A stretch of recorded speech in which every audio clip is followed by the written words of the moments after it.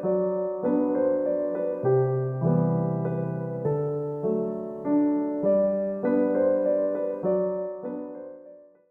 everyone. Welcome to Hmong Unabridged, the podcast where we dive into what's actually like growing up as a first generation Hmong kid in America. Let's get real about the struggles, the culture, and everything in between. We are your hosts, Shoal and Panya. We are two sisters who have spent our whole lives balancing the traditional expectations of being a Hmong girl with the realities of living in the United States of America. So, we created this podcast just to have honest conversations about our challenges, about the funny moments and the tough lessons of navigating two different cultures. And we just want to share our stories with everyone, whether you're Hmong or just curious about the immigrant experience. We are here to explore what it means to be first gen and talk about what it really feels like to belong to two worlds, but yet feel like you don't fully belong in either.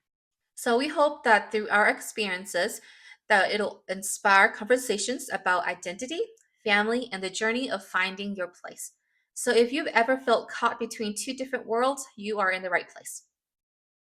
Okay, now that you know a little bit about us and what our podcast is about, let's jump into our first episode. Since this is our first episode, we thought that we will kick it off with something a little lighthearted and fun instead of diving into the deep stuff right away. We wanted to take a trip down memory lane together. Exactly. And we're going to reminisce about some of the classic folk tales that we grew up hearing. Those stories not only entertain us, but also taught us lessons we still carry today. Yes, these tales are a big part of our Hmong heritage. So let's rewind a little bit and let's share some of our favorite stories with you. So I will be kicking off our first podcast with our first story today. There once was a boy who had lost his parents, and the only family he had left was his older brother, who no longer lived with him and his parents, but he had gotten married and he moved away. So once his parents passed away, he moved in with his older brother and his wife. The sister-in-law did not like him. He was poor, and she complained that he didn't bring anything into the family. He was just there, and she felt like she had to raise him as well as her own children. She had to feed him as well as her own children. And so one day, the older brother goes and talks to his younger brother, and he says to him, "Go and live in the fields. Cultivate, garden, make a living that way." And so the younger brother, who was kind-hearted and understanding, he decided to move out and he went to live in the fields. As years passed, the younger brother grew and so did his field. One day, as he was preparing the field for a new year, he found a little bird who had fallen from the branches above. He looked at the bird and saw that the bird had a broken leg. The younger brother took the little bird home and he nursed it back to health. When the bird was well again, the younger brother set it free. A few days later, the bird flew back, and in its beak was a beautiful, shiny seed. It dropped the seed into the younger brother's hand and flew away. The younger brother was very grateful for the seed, and he planted it in his field. When it was time for harvesting season, he saw that the seed had turned into a flourishing pumpkin plant, and it had many large, round pumpkins growing from it. He was very pleased and decided to take one home that night. As he prepared dinner, he took a knife and cut into the pumpkin. And when he cut into the pumpkin, gold coins fell out. He noticed that the whole pumpkin was filled with gold. He went back into the fields and he started to cut all the other pumpkins open. And just like the first pumpkin, those were also filled with gold. And so he took all the gold from all the pumpkins and he went and built himself a nice, beautiful home in his village. Meanwhile, his brother and his sister-in-law started hearing rumors about a man who had come into their village and built a big house. And they were wondering who it could be. And so the older brother goes to the house. And as he gets to the house, he discovers that the owner of the house was his younger brother. And so he says, "Younger brother, how is it that you've come to own such a great house? You couldn't have gotten all this money just from working the fields." That was when the younger brother began telling his story. He told his brother about how he was plowing the fields one day. When he found an injured bird, he took the bird home. He had nursed it back to health and he set it free. And then the bird came back with a beautiful seed, how he planted the seed, and then how he was able to harvest pumpkins that yielded gold coins.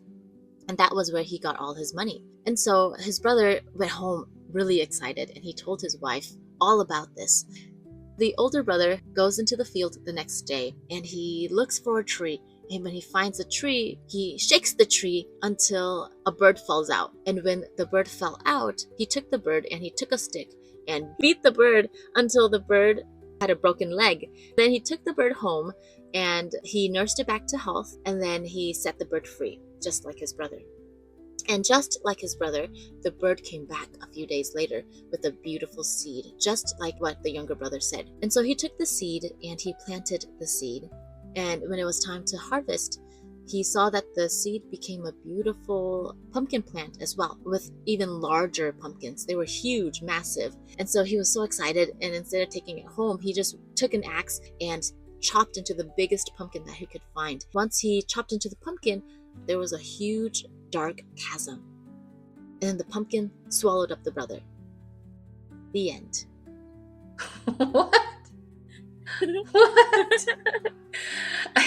I don't quite remember the story. I remember the part, just a little bit of the story, but I don't quite remember the story at all.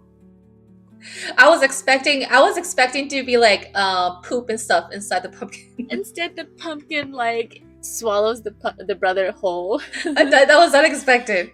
Goodbye, brother. I don't know if his treatment of his younger brother warrants being eaten. But I guess maybe him beating up the bird and not being kind to him the beating bird. up the bird. But there's so many stories about an older brother and the younger brother, and then the older brother, he doesn't love the younger brother because his wife doesn't love the younger brother, right? Yes. And then the younger brother, goes and makes a life for himself, and then the older brother will come back and try to do the same thing, and then of course it doesn't happen that way. So there's always so many stories of that. So it makes me realize, or makes me think about, like back then, when we still live in Taipei and Laos, does that really happen for real, to where you have two brothers and their parents are gone, and one brother has a wife and one is still a young boy, and they just don't love them, because there's so many stories about that. Yeah, there are a lot of stories about like people just not loving orphans, though. But I think that's just not just talking about like in-laws, like sister-in-laws or in-laws or whatever, but just people in general. There's a lot of stories, like we'll talk about more stories to come, but a lot of stories that people are not very kind to orphans in our Hmong stories, which is really unsettling and very sad. Yeah, but I can understand just a little bit. I'm not saying that this is right, but I can understand that during those times, it was a hard life. It was a very hard life, whether Yes. you are an orphan or whether you have parents, whether you have money or not. It was still a hard life because you still have to go and toil the soil. You just have to go and take care of the chickens, take care of everything. And if you don't have that, even some people who are considered, middle class, they don't have anything, right? They still have to work so hard, and just to be able to feed someone else extra other than their immediate family is so hard on them. So I can understand a little bit reason why, maybe this is the reason why they don't want to love an orphan, because life is already so hard for them, right? But that doesn't mean that it makes it right. Yeah. It doesn't give them an excuse. But even in the story, yeah. The younger brother or the orphan, once they become rich, it's not like they were generous either, because they don't go out and help other people. It just ends with their happy life. Right. Well, maybe he did, because he was kind and generous, though, because when his brother told him, hey, you need to move out, and he's just like, oh, okay then, and then he never bothered them again. They never heard from him again. Until he was rich, and they didn't even know it was him. And they looked at him, and he was just like, hey, you're the rich man, and then he was able to like just take the bird home and nurse it, and then he didn't expect anything back, And he did tell his brother exactly how he got it. Yeah.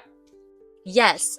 He wasn't just like very secretive about it, so I've always imagined that he was just very kind. You know, they didn't talk more about his actions.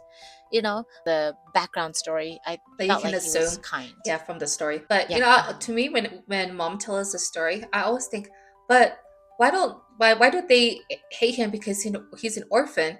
When the older brother, his parents also died, so he's also an orphan, right?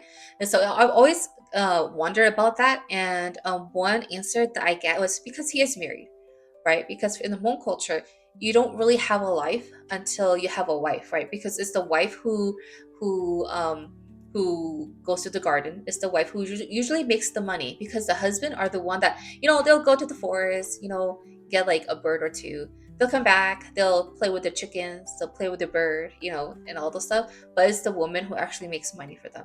So I can say that, okay, the older brother, he's an orphan, but he has a wife who makes his life for him. So to me, when I was little, that's how I can understand it. Where you're an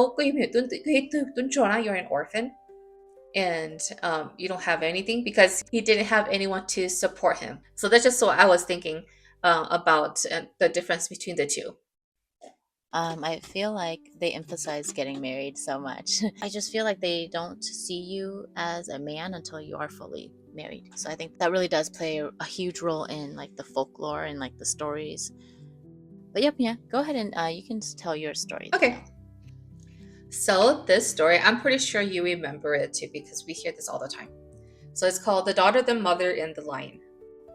Once upon a time, a mother and a daughter went to the forest to visit their garden. That day, they decided to sleep at the farmhouse, and as night fell, a lion came by, and hearing their voices, wanted to eat them. The daughter, afraid of lions, told her mother about her fear, and the lion, being prideful, boasted that he would scare them and eat them one by one. The mother, however, said she wasn't afraid of lions, but rather of leaking, meaning she was afraid of when it rains and the roof would leak. But the lion, being a foolish animal, thought to himself, who is this creature called leaking that they are so afraid of, that is even scarier than me? So he was like, I have to leave before this leaking creature comes and eat me as well. So he started running, and he ran so far that he eventually reached the king's stable, where he decided to eat a horse and sleep in its place because he was so tired of running. So early the next morning, the king's stableman came to select a fine horse for the king. And since it was still dark, he only saw how large the lion was. And because the lion was so tired of running from the night before, he didn't hear anything, he didn't feel anything. And so the stableman went and strapped the lion down. And when the lion finally woke up, he realized that, oh, I can't speak. I can't do anything. I can't walk. So he was so afraid that he started running and running and running, thinking that it was leaking who was on his back. So he ran away so fast that no one could catch up to him. And then further up the road, an owl was out looking for food. And when he saw the lion running past him, the lion's speed was so great that the wind from his rush caused the owl's head to spin around and around and around. And the lesson is that that is the reason why owls can turn their heads so far around. What? What? Wait, so the whole story sums up Yes. to why Yes. owls turn their heads Yep. around? I do remember it, but very like in bits and pieces. I thought it was going to be about like the lion. Like, don't be No, scared of it was leaks, or about don't the be scared. owl. Yeah. Yeah, it Oh makes my you realize that, a lot of goodness. these stories, especially these animal stories, I feel like who went and observed all these things and realized that, oh, an owl can spin their head like 180, right?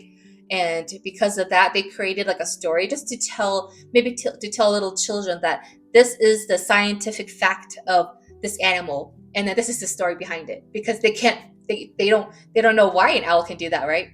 So I feel like a lot of these stories are like lessons for little kids. Yep, a way of explaining things. Like, hey mom, how come an owl can turn their head but not our dove? Or us. Yeah, why can't we do it? Yeah. Yeah. Yeah, so they had to go in and tell a whole story from the beginning just to get to one little point. But then, here you can see the difference between the daughter and the mom, right? And I always ask the mom, I was like, "Hey, mom, how come like the mom was never afraid of lions?" Because the mom's like, this is the difference between a mother and daughter, right? Because a daughter will have unrealistic fears, right? Because we're just Yes, so afraid uh-huh. of monsters. But for parents, for the mother, she's afraid of realistic things, saying, "Oh, it's raining. We are under this farmhouse, and I'm afraid that it'll start leaking. And when it starts leaking, then we're not going to have a good time under this." Yes, there's no place else for us to stay. Like, what is the likelihood of a leak and a Hmm. lion coming to Yeah. eat us? Yes. And in a lot of our folklores, there's a lot of stories about lions too. And there's a lot of stories where lions are, powerful, but most of the stories I remember is how dumb the lion can be. Because I can already think of two other stories that kind of give the characteristic that lions are kind of dumb, kind of foolish. They always end up being like always getting like the bad end of the stick. Yes, there's a lot of stories about lions that are very scary too. And they're not just like, oh, Yeah. like the dumb animal, but they're very vicious and Yep. they're connected to very dark Yes. things. We'll have to talk about that in another story. Well, everyone, thank you so much for joining us on our first podcast. We are so thankful that you are here with us, and we hope you enjoyed these two stories. Come join us again in the next episode where we'll be talking more about other folklores from our childhood. We upload episodes weekly, so just look forward to our next episode in the next couple of days here. Stay tuned, everyone. Goodbye.